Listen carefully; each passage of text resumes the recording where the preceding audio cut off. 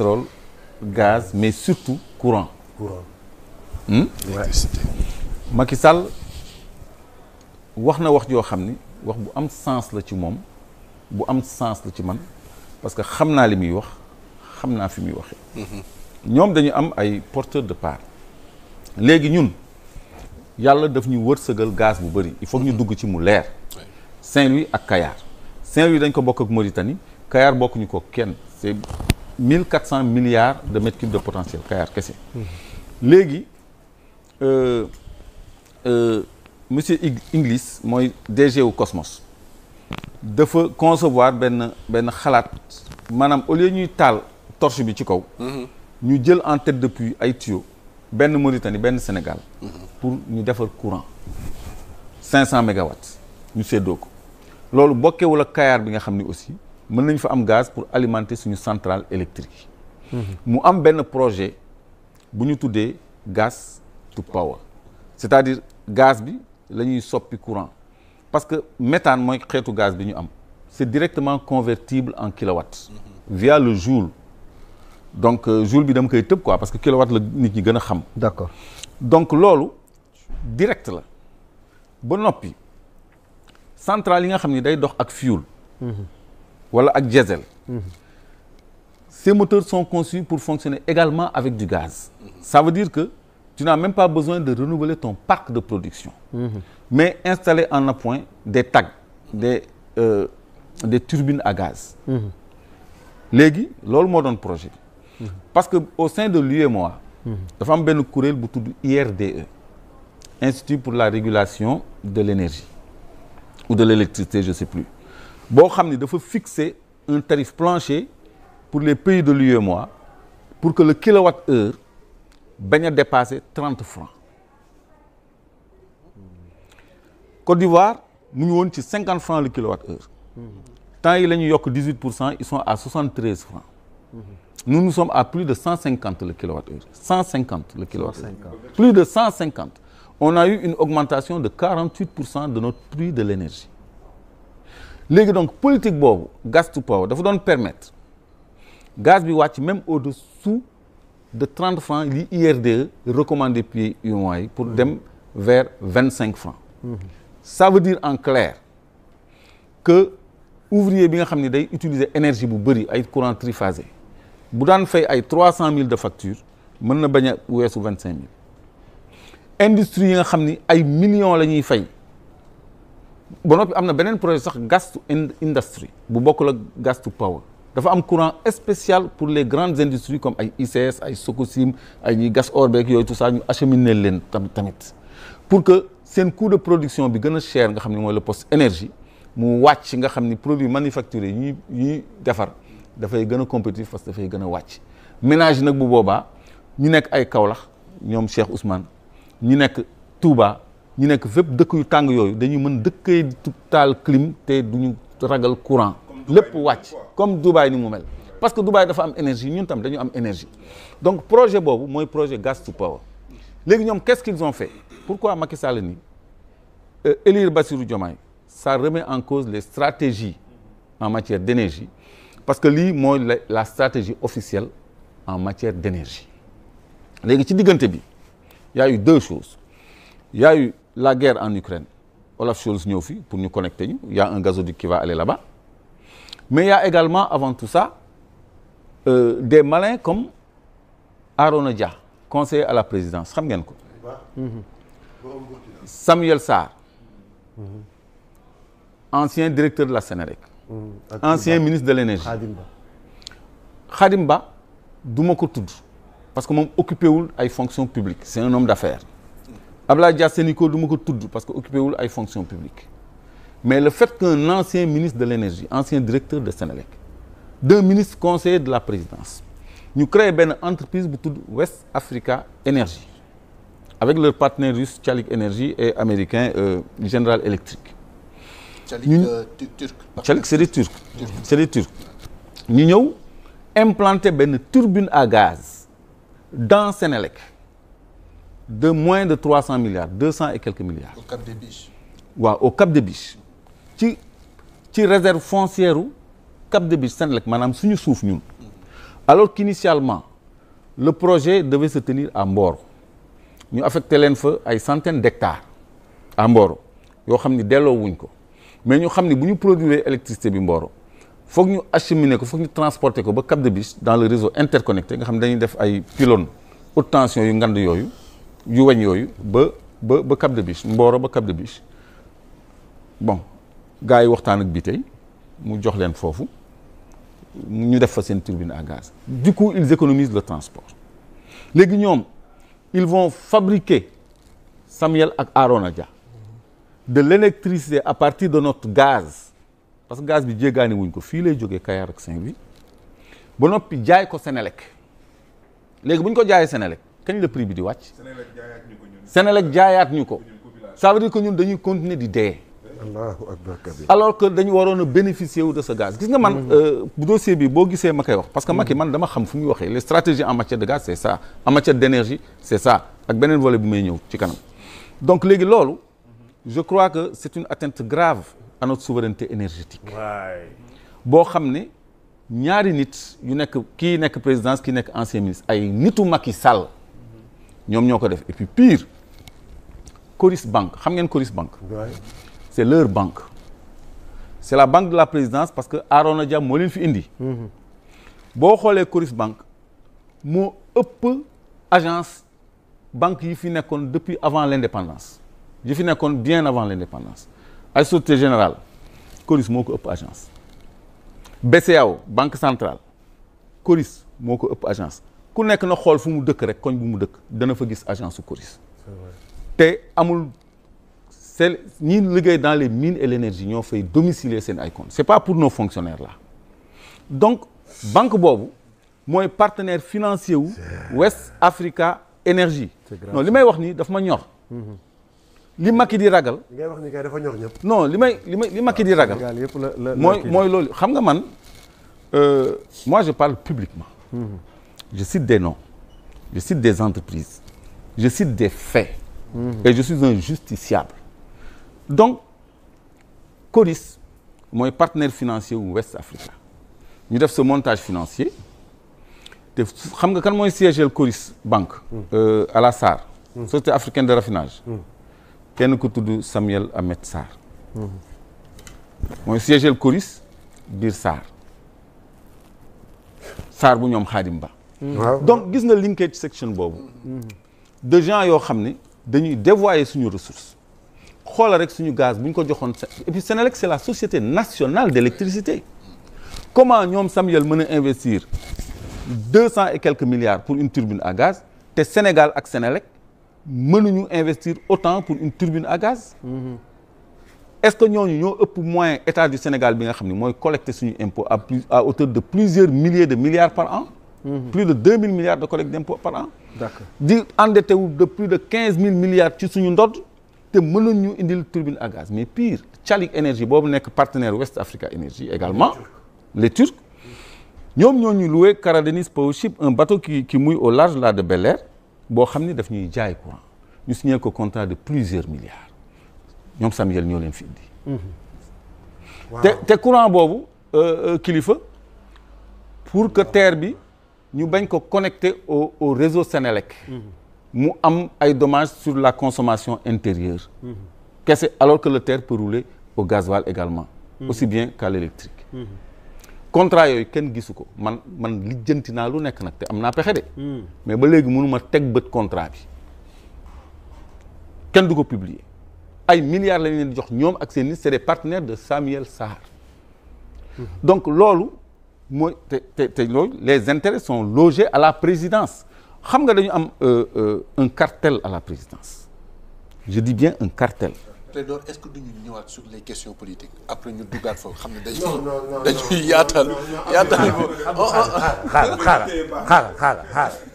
xaaral non bii moom non Clédor dugal na ko ci dogal non yow yaay question bi yàkkamti moo ko woon nag vraiment yaa ko indi léegi boo ko indee il faut ñu wax ci lay ñaan di kilifa loo ci ñaan bon déjà yàlla suñu borom la ñuy njëkk a ñaan yow yàlla yow mi nga xamante ni ñu ngi ci tey la fukki fanu weeru koor fukki fan yu njëkk yi nee nga yërmande la yow yàlla ñu ngi lay ñaan ñun askanu Sénégal ci sa yërmande ñuy génn ci fukkeelu fanu yërmande mu tombé à pic ñu lay ñaan yaa Allah ci sa kàttan ak ci sa mbaaxaay ci sa yërmande ñii nii Clédor di wax yàlla nga nësaxal seeni pexe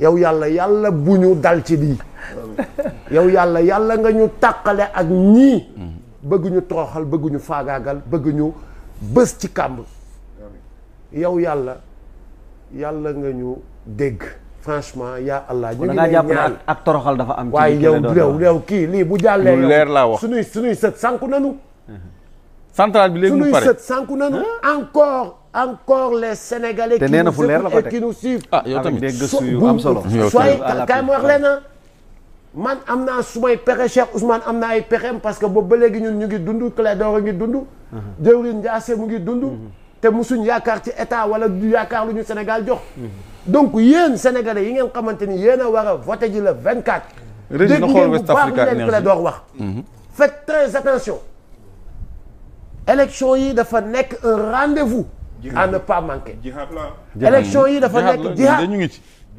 élection yi dafa nekk vraiment lu ñuy woowee indépendance et souveraineté ah bon mais xoola wala Clédor da nga bëgg rebondir. non dama bëgg continuer parce que bàyyi ma daane léegi continue léegi Abdou Khadre xam naa bëggul ma dugg ci le cartel de la présidence parce que dama ni cartel de la présidence rek c'est-à-dire dama xam ne boo ko ubbee mën na jël une non cartel bi c'est juste une parenthèse d'accord pour que nit ñi xam ne d'accord pour la première fois au Sénégal d'accord au cœur de la présidence ñu am ay ministres conseillers yoo xam ni ay chefs d'entreprise lañu ak ay hommes d'affaires tout à fait comme Baba Diaw qui est dans le pétrole qui est ministre conseiller à la présidence yaa ngi dégg comme Diagne Ndiaye bi Maître Moussa Diop tuddoon te mu nekk le représentant du groupe Mimran au cœur de la présidence et qui est milliardaire comme Bara Tall baax na qui est dans mës ngeen dégg bi Bara Tall nekkee ministre conseiller ba léegi mës ngeen dégg Jean Lefebvre travaille pour vous seen tableau ci ay il coopère avec les Chinois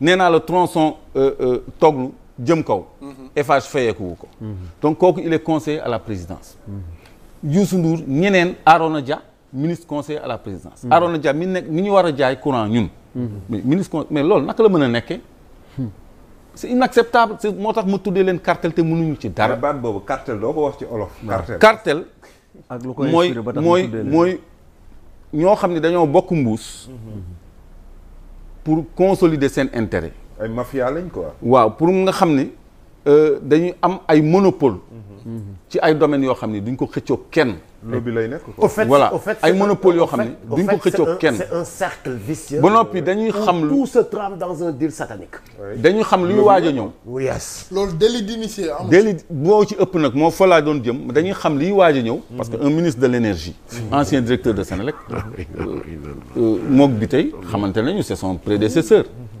c'était un ministre ay hommes d'affaires ñoo ñu donc jiite tous les quoi. ministres de l'énergie qui sont passés là-bas là mais ñoom xam nañu loolu et puis je vais vite pour clôturer foofu donc il y a West Africa Energy bi nga xam ne c'est inacceptable léegi voter Bassirou Diomaye c'est remettre en cause les stratégies en matière d'énergie voter Bassirou Diomaye c'est remettre en cause les stratégies en matière d'énergie ce qui est sûr que su Bassirou ñëwee man su ma ko jegee dinaa ko ni West Africa nañ ko def patrimoine u Sénélec léegi ñoom Samuel ak ñoom Arona ñu toog xool nu ñuy def ak ñoom ba noppi y a 35 ingénieurs de la Sénélec qui travaillent dans West Africa amuñu sax personnel technique c'est 35 ingénieurs de la Sénélec la ñu embauché la ñu débauché sax débauché di leen fay di leen fay di leen liggéeyloo biir Sénélec mais lii fan la am dans Cap de Biche donc Diomaye bu ñëwee day mettre en cause man de dinaa ko wax ñu casser le contrat là ah oui ñoom du ñu jaay courant ci suñu gaz boo xam ne ñun ñëpp a ko moom parce que ñoom seen slogan mooy jot na li ñëpp bokk ñëpp jot ci mais lu ñëpp bokk ñu jox ko ay conseillers à la présidence ak ay anciens ministres c'est intolérable man c'est ça mon combat les gens disent damay xaru mais lii yow mënoo ko da nga ko mën a xam di ko noppiwaale ah non mën nga ci am lu la leer di ko noppiwaale c'est impossible te Clédor neexul woon naa Clédor xam nga ñun ay mag lañu quoi j'ai 44 ans xam naa fii jotaay bi maa fi gën a nekk xale kay Jibi mi moo fi gën a nekk xale te Jibi mi kenn mënu ko manipuler gis nga wax ji ngay wax ni Clédor très honnêtement ku ko dégg xam ni lii lu ñuy teg loxo la lu am la lu existe la mais xam nga keroog Ousmane Sonko dama ko dégg mu ne Macky Sall peut toujours rendre service man dama jàpp ni Macky Sall waxam ji mu wax surtout fi mu ko waxee c'est pour éveiller plus les Sénégalais man maa ngi dem béy way na mbuus su ngeen votelee Amadou Ba en tout cas am na benn stratégie bii fi ne mooy bi Clédor wax yat bi dina leen dal su ngeen votelee Bassirou Diomaye Faye nag stratégie boobu moom day dégager wu complètement mais puisque c'est Amadou Ba son candidat Macky il a parlé en parabole punchline la def il a fait du punchline Macky booy xool dafa joxe ndigal pour ñu voter contre Amadou Ba oui parce que liñ naan quand on sait lire entre les lignes Macky il a donné un ndigal de vote pour contre Amadou Ba parce que lii sa waay lii musiba la lii mooy ñun torox nañu ba faw ñun on est mort à jamais. C'est pas tout. Surtout nos enfants et nos petits-enfants. Ça va pas se passer comme ça. loolu du am loolu du am. loolu du am deuxième volet bi. remise en cause de la stratégie en matière d'énergie. guerre Ukraine bi mu amee Olaf Scholz daf fi ñëw. le chancelier allemand. mais avant moom muy ñëw Ursula von der Leyen daf fi ñëw fii avec une équipe de 5 personnes dont le chargé de la commission énergie à l'Union européenne. ñu def fi 5 jours liggéey ci approvisionnement Europe. donc bi ñu confirmer le potentiel gazier ba ñu nekk en phase d'exploitation secrétaire général adjoint au COS-Petrogaz ci mu sant kan nu mu tudd il a fait une déclaration. Soleil moo ko reprendre. on va pouvoir approvisionner l'Europe en gaz. yow am nga gaz yaa ngi nekk en phase d'exploitation yow waxu Sénégal nga ni on va pouvoir approvisionner l'Europe en gaz léegi dafa am benn projet gazoduc buy jógee Nigéria dem Espagne. léegi pays Afrique de l'Ouest bu mu romb. ñu connecté ci benn sea line ak benn débitmètre pour natt li mu fa yóbbu. ñu facturer la yóbbu Europe. léegi loolu c'est un projet de 25 milliards de dollars. ba noppi mu ngi yem Ghana. day yéex pour mu agsi Sénégal parce que day dem ay vers 2030 parce que c'est des travaux en mer profonde en offshore profond au-delà de 2000 mètres de profondeur. sur une longueur très mooy le plus grand gazoduc du monde moo ëpp Nord Stream 1 ak 2 yëpp. donc léegi européens yi mënuñu xaar loolu léegi dañu ut benn solution intermédiaire c'est-à-dire connecter benn tuyau Saint-Louis benn gazoduc Saint-Louis mu connecté ko mu dem Maroc parce que diggante Maroc ak Algérie dafa am benn gazoduc buy jëm Europe bu tudd GME. waaw gazoduc Maghreb Europe. boobu pare na ba pare léegi ñun dañuy contourner connecté ko Maroc te loolu ça prend 2 ans. nga xam ne da ngay am un flux bu rëy buy dem en Europe pour exporter directement ton gaz en Europe. léegi stratégie yooyu lan moo tax mu ni ça peut être remis en cause. Abdou Khadre maa ngi lay interpeller. parce que yow tu suis l'actualité des hydrocarbures. gis ngeen ñu ni BP dafa jaay ses parts dans le bloc de Kayar. toutes ses parts wala déggu leen loolu. dégg nañ ko récemment. waaw léegi état ni léegi Cosmos day am foofu 33%. Sénégal am 35%. futur partenaire waxuñu kan de futur partenaire day am 32%. mais Sénégal da koy compal 1% pour kooku am 33% comme Cosmos. kon léegi saam nañu benn 33% d'actifs ci blocu Kayar pour un futur partenaire qui n'est pas défini. ñoom nee nañ dañuy def appel d'offres. ça peut être les Russes. parce que ñoom ils se battent pour maintenir le monopole sur le gaz européen. parce que Macky occidentaux yi lâché nañ ko. ça peut être n'importe qui c'est 33% de notre patrimoine énergétique. donc léegi keneen ku ñëw mën na bañ a dox ci engagement Macky Sall.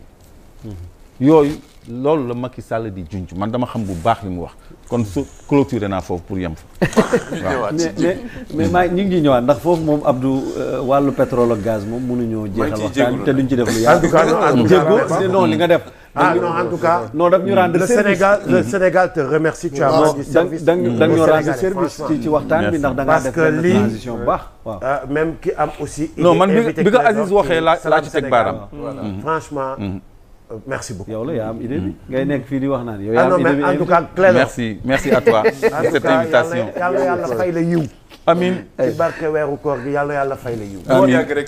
amiin yàlla nga fi comme yéen ñëpp yéen ñëpp ay daara mais am naa sama benn maam boo xam ni daf may ñaanal pour ma mucc ci pexe gaañ yi ndax fi ma leen di àgg. nee na ma daal sama doom yàlla na nga mucc seen pexe. ni mbaam xuux muccee ci tabaski. di nga ci mucc ñaan boobu daf may def ree. parce que am na ñoo xam te ne ay internautes ñu la posé ñaari question nee na mais loolu su ma dama la koy wax mais damay dem ci ñii ñëw. mooy Clédor la moo tax mu xam lii mu xam di ko wax. day dëgg rek moo tax te kenn néew ko convoqué wu ko kenn waxu ko dara kenn interpellé wu ko loolu dinaa ñëw ko tontul ma ci mais en attendant Cheikh Ousmane nooy déggee itam ñu naan. comme ni Macky Sall wax c'est assurer la continuité li nga xamante ne ni moom mooy politique yi ba pare rassurer les investisseurs mel ni kuy wax ne